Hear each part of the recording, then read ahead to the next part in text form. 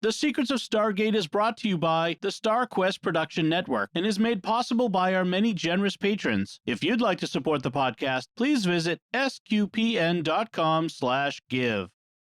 You're listening to Secrets of Stargate, Episode 50. Janet West, Jackson has identified the seventh symbol. All right, here we go. We are about to try to make a connection. All we gotta do is bust out of here, commandeer the ship, and fly on home. Indeed. You say that a lot. I know that this could be dangerous. But this is our job, right? It's what we signed on to do. It was never about going home. It's about getting us to where we're going.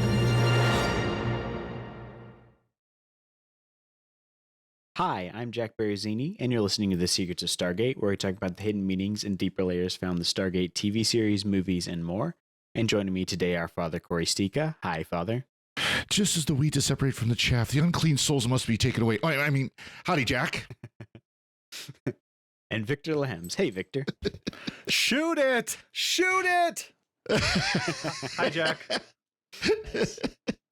So yeah, it's unfortunately Lisa could not be here today to discuss this amazing, wonderful episode, but it is exciting that this is our 50th episode. So. Yay! It is. It's better than having a hole drilled in your skull, I'll tell you that. I was trying to work in I need this episode like I need a hole in the head joke, but I just could not find an organic way to do it. Yeah. Just shoehorn it in like an old trepanning chisel there. Yep. Awesome. Yeah, before we get into discussing this episode, we have some fun Stargate news to talk about. I think we last year we talked about the Stargate AI episode that they did, where they basically fed the gist of like Stargate into an AI, and it wrote a script for them. And they had a lot of people from the show actually come and record it, like do like a table reading of it, basically. Yep. And they're doing it again this year, and they've gotten Richard Dean Anderson to come back as Jack O'Neill for that. So I think they have Michael Shanks is going to be there, Amanda Tapping, and so we'll have like all the original people back. Oh, nice. So, yeah. Yes. That'll be that'll be awesome. I've not actually listened to the first one yet, I must confess, but I do need to go check it out. I do like seeing those AI generated scripts they do. Like I've seen people do them for like Star Trek and Doctor Who and things like that, and it always is like there's a little bit of finessing that goes on. Like it's not just a straight up like this is exactly what the AI said. It kind of has to be whipped into shape by a human editor, but they still are fun to see and usually pretty funny. And fun fact for you, whenever I'm asked to do the summary of these episodes, that's all AI generated. I thought everything you said was AI generated. You mean you're not you're not just an AI? Oh, wait, that's right. You weren't supposed to tell you that. No. Oh, no. I don't know the answer to that. Here's something you might like. But the real question is, for this table read, will A.C. Peterson be coming back to reprise his role as canon of the medieval Christian village? Probably not. Yeah.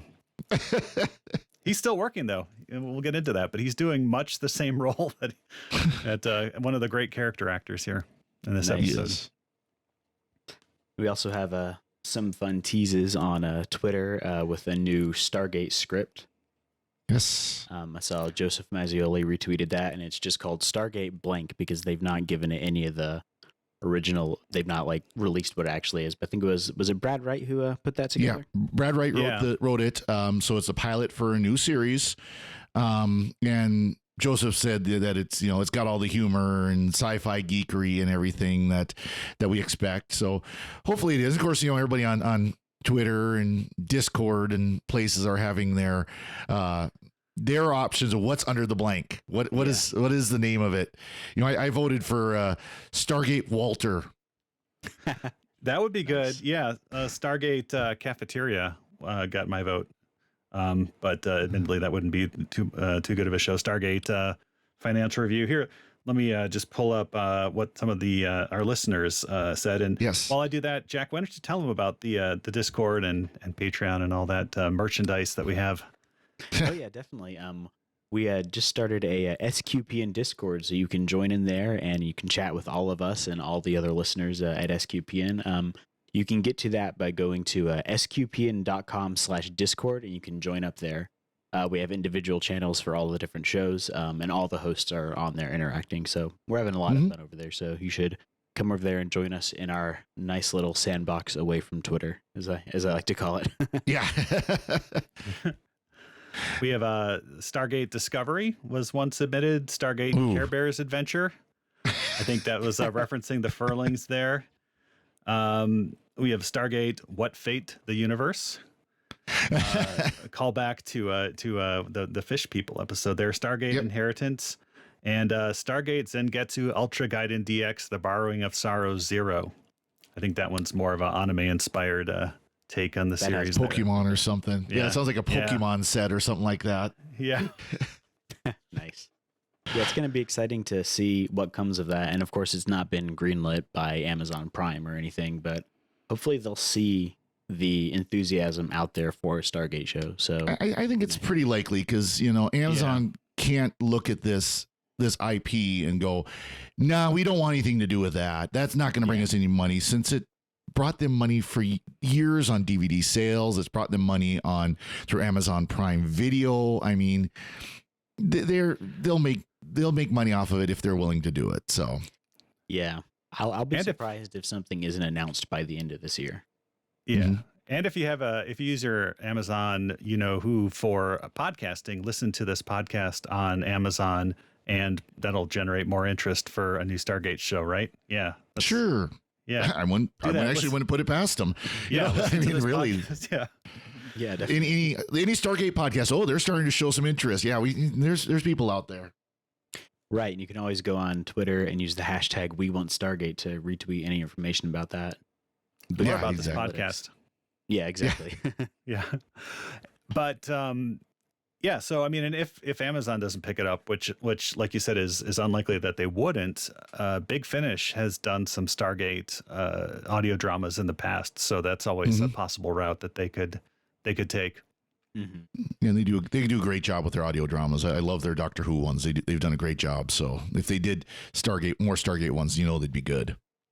Definitely. The Stargate ones are pretty good, but all of their actors playing American Army personnel are the same studio of the same ensemble of British actors that they use, and Doctor Who British actors doing American accents does not have a illustrious history there, but still their American accents much better than my British accents. There you go. Nice. Governor. Jolly good. Yeah. Awesome. Let's jump into this fantastic episode that you all can tell we are super excited to talk about. Yay. This is the 8th episode of Season 2, Demons. The team visits a planet where the technological and social development is at a level similar to the Middle Ages in Europe.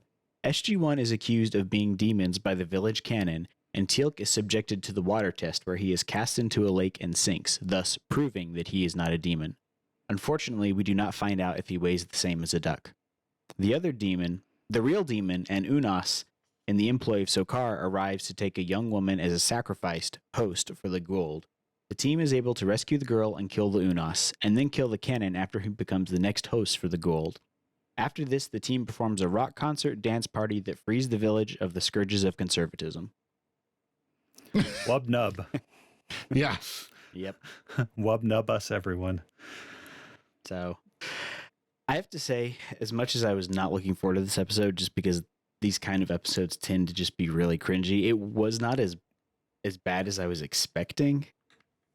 Yeah. I mean, the first 2.5 minutes and the last 30 seconds are okay.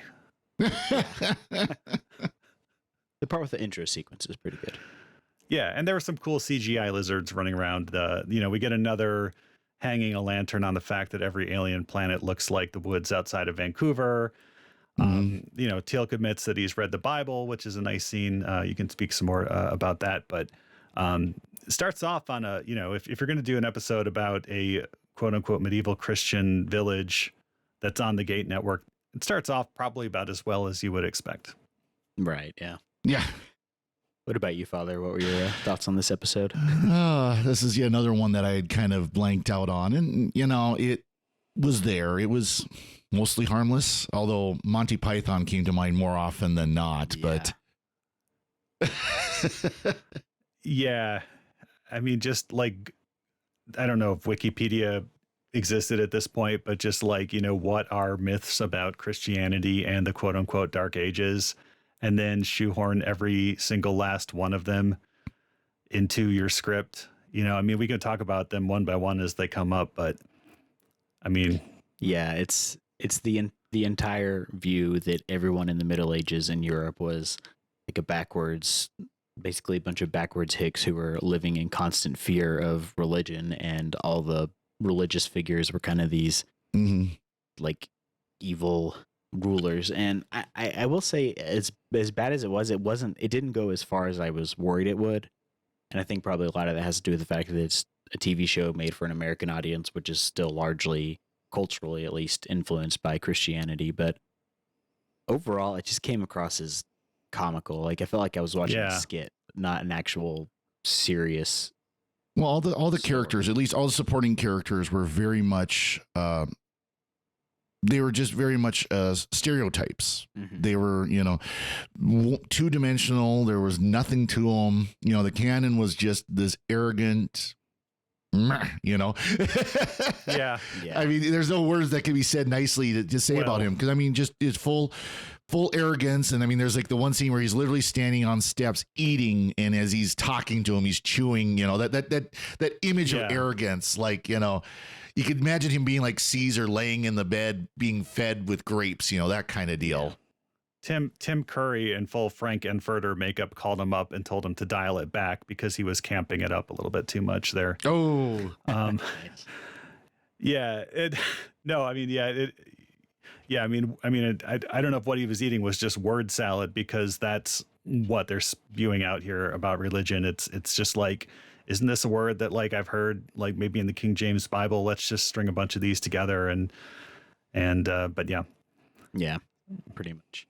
Still better than the episode where they go to the Muslim planet and there's an evil imam there who is working for the Gould. Oh, maybe that's one from the new series. That'll be in the new series. Yeah, that never happened because Christians. Yep. Yeah, it's just, if you can't do it right, don't do it at all. And I appreciate that they didn't have, and they even bring this up at the beginning, like if Jesus was a Gould, and I'm really glad that they didn't explore that any further or go with that, because that would have just been offensive on many levels and also just tacky.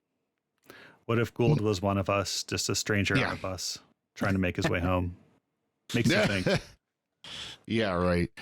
Yeah, and so we get it really was basically harmless as far as how it treated Christianity. It really wasn't even treating Christianity. It was more treating medieval superstition than it was Christianity. Although there were Christian elements. I mean, there was the prayer for the suffering souls and things like that they had mentioned, crosses and all that. But otherwise, it was just kind of, Yeah. You're right. It could have been a lot worse. Like, pros to this episode, there were no evil like vampire nuns with machine guns. But cons to this episode, there were no evil vampire nuns with machine guns. Gonna say, how was that a pro that it wasn't? Yeah. No, would have made it more interesting. Yeah, definitely. Yeah. The aerial Zat satellite was pretty cool, though. Yeah. Because Zat from space. Command and Conquer, when you have to save up your energy to buy your nuclear strike. Oh, yeah. So, yeah, that was cool to see. And then the characters we get, like Simon and Mary. Simon is the poor, like, clueless village peasant who's just trying to protect this girl, Mary, because her parents were taken as sacrifices like the previous year. And then she doesn't have a character either, really. She's just there to be, like, weepy and be taken by the Unas. And sick with chicken pox. Yeah. Although Simon looked familiar because he was David McNally, who played Hanno and Cory. So he was the one that accused him. Yeah. Nice. Yeah, and then it's cool that we get to see the Unas come back. I did like that, and I like the creature design for that.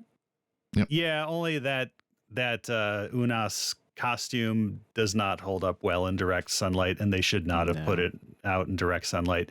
And the given that this is only the second appearance of the Unas, I can forgive it, but we do see much better Unas actors later on in the series, like people who go like full like Lou Gossett Jr. with the whole enemy mine, like sympathetic Unas. We get those later on, so they're not just like guys in rubber suits, smashing Tokyo. Yeah, it was essentially just a kaiju monster, or reminded me of something out of like Power Rangers. It was that caliber, yeah. Yeah.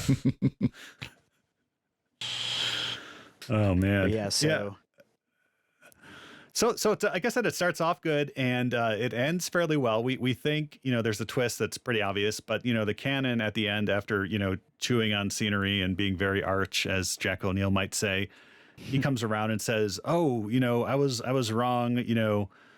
Simon saved us all. Please forgive me. I was a bad guy." And then it turns out that, of course, he's possessed by the Goa'uld at the end and gets like blown up. But then as he's dying, he does say, "Forgive me," and ask for forgiveness. So I think there's hope there that, his soul is, for redemption and stuff. And so, like I say, the first 2.5 minutes where Teal'c's talking about how the Bible is full of benevolence and compassion. So obviously he's read the New Testament, which is good. And then, the last 30 seconds, excluding the fact, where the character kind of has that, deathbed conversion, I think is very good. Mm-hmm. Yeah, I did like that. And I like that line that Teal'c had. I also do like how we find out that apparently Jack O'Neill is listening to the Bible on audio tape. I wonder if he got I think, didn't Johnny Cash do like a reading of at least the New Testament? He might have. Yeah, I don't remember back then. I mean, there's been audiobooks done since with the Bible, but I don't remember. Yeah. Job came down with a burning case of boils. His skin flared up. Yeah. That case of boils. Yeah. Yeah, I feel like he's got a good voice for that kind of thing. He's got that gravitas. Yeah. So yeah, and this is it's a Peter DeLuise episode, which kind of hoping for more, seeing him attached as the director. Yeah, I think this might have been just get it done and out there. Mm-hmm. Now, of course, we do have the medieval realm according to Monty Python in this. We can't forget that. Right. If he's not a witch, he'll float, which is the opposite, because in Monty Python it was the duck floats, and if she's heavier than the duck or something, or lighter than the duck, then she'll float. And who are you? Bring out your possessed. In the ways of science. Yes. Bring out your possessed. I'm not possessed yet. I'm feeling better. Those old tropes that you always see in these is the water test, where they throw you in, and if you sink, you're not a witch, and if you float, you are a witch, but then you're dead if you sink, so it doesn't really matter. And But then you've got a Goa'uld larva, and the Goa'uld larva puts you in Kelmo so that you survive, and you resurrect from the dead, and seemingly resurrect from the dead, and they consider you a demon anyways. I mean, it's all those old tropes. Yeah. And why is it? And here we go. Everybody, and listening to that, I'm just gonna say, and why is it demons?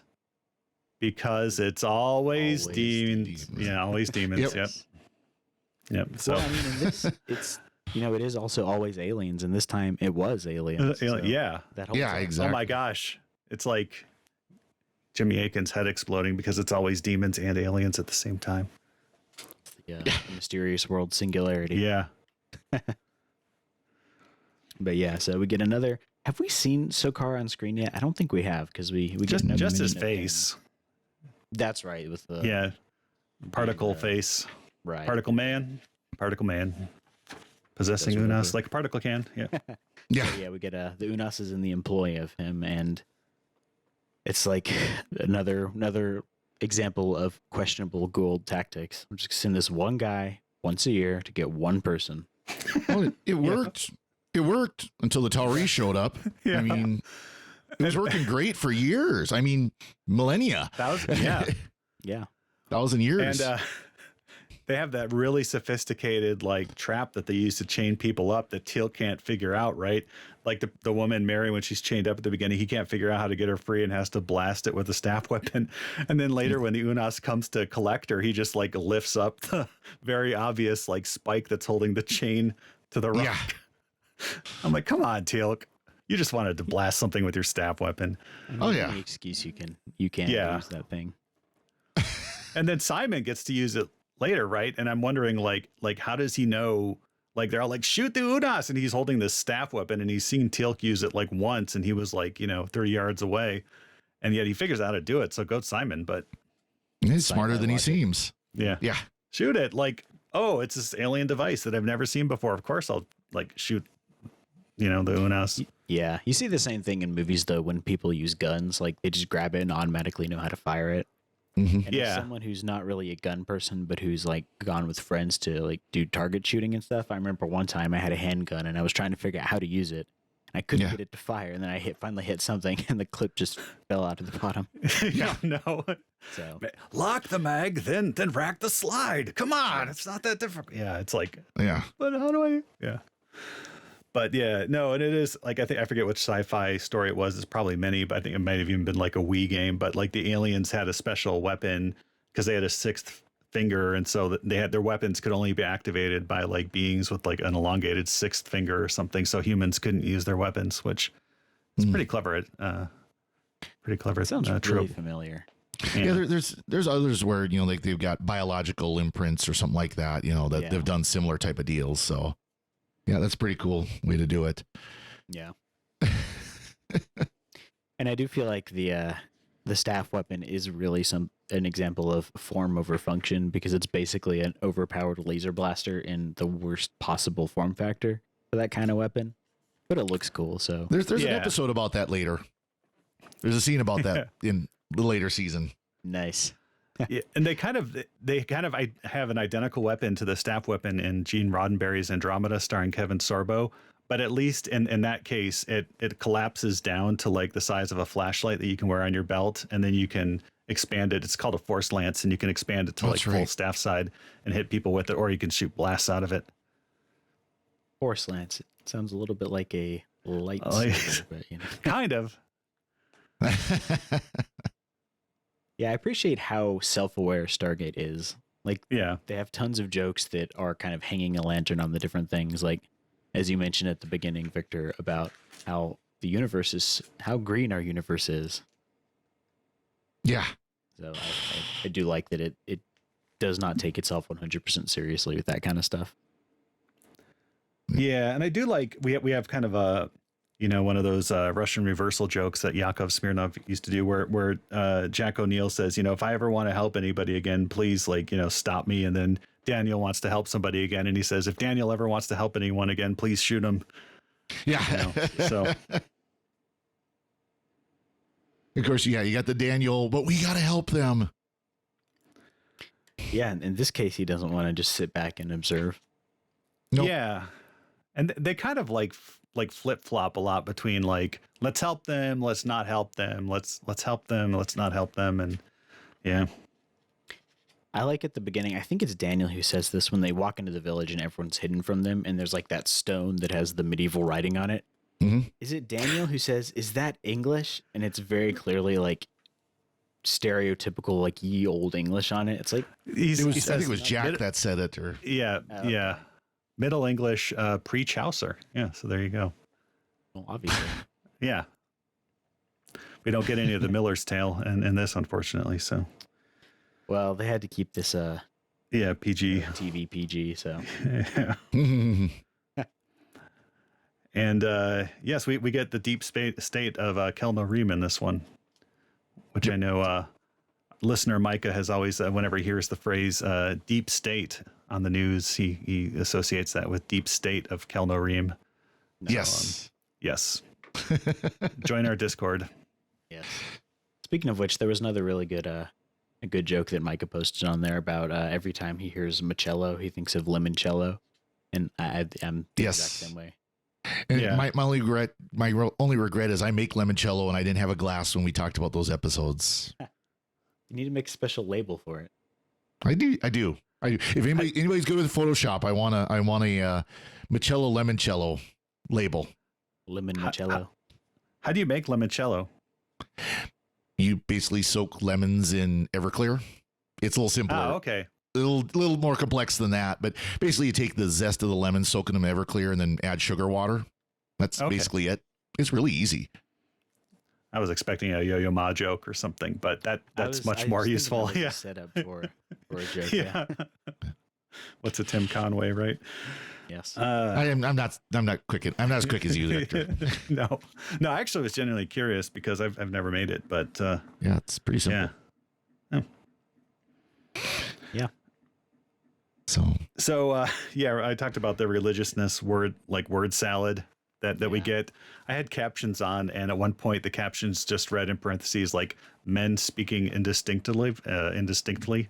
So that was me speaking. And that's probably one of those cases where they're just told to make word sounding noises. Yeah. And also, Christopher Judge actually voiced the Unas in this. Oh, did he? Nice. So yeah, he was not the body for it. That was Richard Morwich. Okay. Christopher Judge did the voice, so he's kind of pulling double duty there. And you don't get more witch than that. Hey, there you go. He was a big guy. Being this episode. So yeah, what those women like when they thought Teal'c was dead, they were just like, they had their hands all over him, and supposedly that was like a Christian burial rite. So I need to die more often. That was my other joke. They were, like wrapping him in the cloth or the cloak or shroud or something, and it's like, okay, yeah. He did get his dramatic timing right with doing a whole like Boris Karloff, the mummy rising up. Yeah. And we get the eye rolling line, like you think they'd never seen a guy rise from the dead before. Yeah, it's like yes, no, yes, but shoot it. Yeah. And this also is another issue that I have with just stories in general, where we have like these static cultures where there's been no advancement since they were brought here like a millennia ago, and you think there'd at least be something. No, maybe those spikes were an advancement. Oh, yeah, the spikes holding the chains. No. Yeah, well, I think the explanation we get is that the Goa'uld, like the Wraith on Atlantis, keep humans, technologically depressed, so to speak. And so there's lots of ways they could do that. If somebody said, like, I have an idea for algebra, they could say you're a witch, like you're possessed. Mm-hmm. Yeah. Well, they obviously don't want. They obviously don't want their human slaves that they're trying to turn into hosts to develop things like gunpowder. Yeah, it is true. Yeah, but I mean, Captain Kirk proved that. Like, how hard is that really? You just when you got to fight out. Some diamonds. Yeah. There you go. Little potash, whatever. Yeah. So I mean, I guess I don't hate this episode as much as I thought I did. Talking about it with you guys has really helped me to see it in a new light. So thank you. This has been very therapeutic for me. Yeah, it was not as bad as I was expecting. Is really the best that I can say about it. Again, to quote, Hitchhiker's Guide to the Galaxy, it was mostly harmless. Mostly harmless, yes. Exactly. Awesome. Do y'all have any other thoughts on this episode? So I love at the beginning though, where they come out of the Stargate, and Daniel's, Teal'c says, this path is well traveled. Daniel says, which means the Stargate is in use by something. And Jack O'Neill's gets a Dr. Evil, and he says, or something, and does the pinky, Dr. Evil pinky. That. Yeah. But yeah, not really an approved use of the Dr. Evil pinky, but I don't think it's the last one we see either. Nope.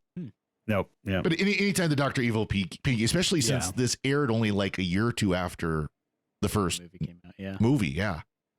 So. Or when he does a Homer Simpson, like something, Yeah. Yeah. We get a couple of those. I do have the feeling that a good like 60% of his lines are just ad-libbed. I think there's a few of them. What about you, Victor?